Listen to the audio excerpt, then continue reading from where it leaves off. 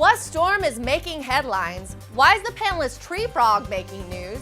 And how could a smartphone get any cooler? Just wait till you hear this. All that and more coming up on the Daily Orbit. Hi, I'm Emerald Robinson. Welcome to the Daily Orbit. There's a storm making headlines, but it's not Hurricane Sandy headed towards the East Coast. This one's making science headlines, and Saturn is its victim. NASA's Cassini spacecraft tracked the aftermath of a massive storm on Saturn that happens once every Saturn year, or 30 Earth years.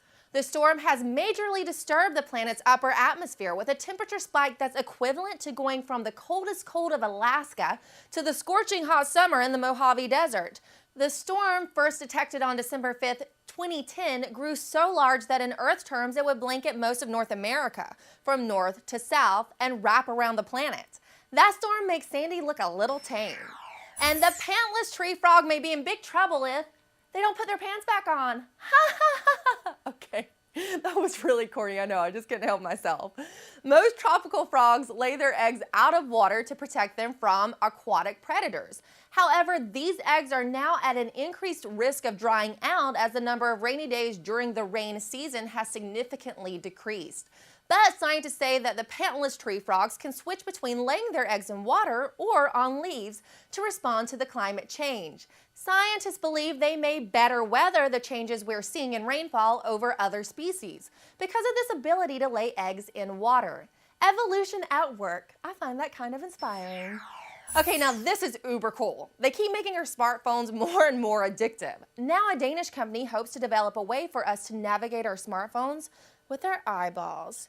You could use it for basic controls like turning the next page in an ebook and playing games with your eyes. The software uses infrared light to track the movements of our eyeballs. This reflected light is sent back to the camera, which sends the instructions to the phone. This means we might one day open an app by looking up once and blinking twice. The developers are saying they're not trying to get rich. They plan to hand over the software for free to developers sometime next year. Listen, Danish boys, I think you might want to rethink that. This idea sounds like gold. Call me, let's talk about this. I feel like we should just incorporate a section into the show called Outing Obesity or something. Nearly every day we bring you news on the perils of being overweight. A new study says that the longer people are overweight, the harder it's going to be to shed those pounds. And at some point, the body seems to flip a switch and reprograms itself to a heavier set weight.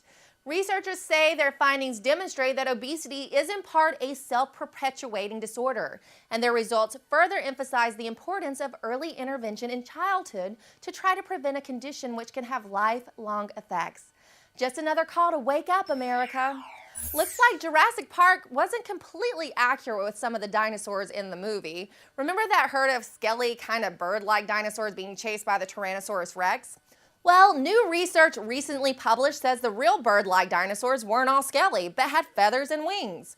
Recovered from 75-million-year-old rocks in the Badlands of Alberta, Canada, the ornithomimid is the first feathered dinosaur specimen found in the Western Hemisphere.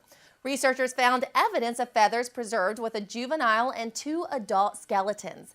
They say that the dinosaur was covered in down-light feathers throughout life, but only older individuals developed larger feathers on the arms, forming wing-like structures. Well, that's it for today's Daily Orbit. We'll see you right back here next time.